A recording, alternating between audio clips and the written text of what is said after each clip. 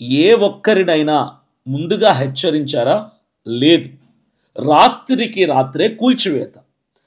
ఉన్న ఫలంగా గంటల సమయంలో చూస్తుండగానే రోడ్లపైకి జనాల బతుకుల్ని తీసుకొచ్చారు.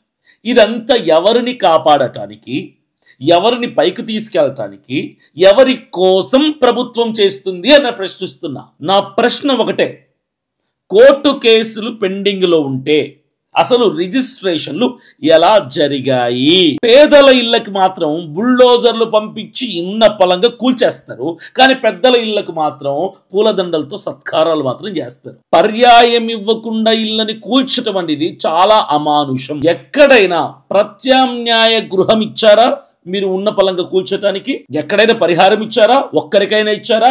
అది లేదు. ఇక్కడ బలవుతుందల్లా మధ్యతరగతి సామాన్య ప్రజలు మాత్రమే. భవానీపురం మధ్యతరగతి సాదాసీదా ప్రజల కన్నీళ్లు ప్రభుత్వం వింటుందా లేదా?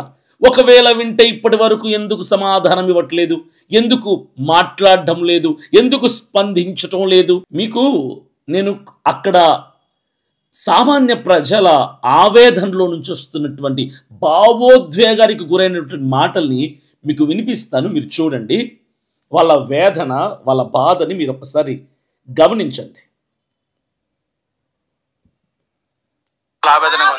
మేము ఎవరివి అన్యాయంగా తీసుకోలేదు.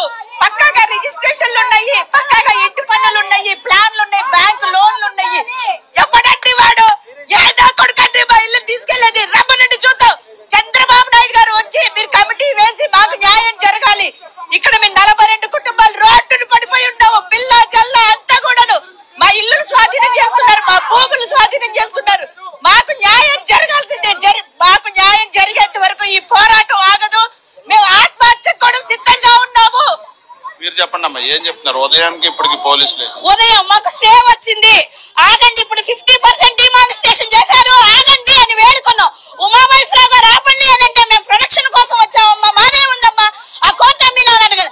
ఏమంటే హార్డ్ కాపీ చూపిస్తే ఎలా అవతలకి ఆ రాయి తీసుకొని బిల్డింగ్ మీదకి ఇసిరేస్తాడు ఆడవాళ్ళు పైన ఉంటే.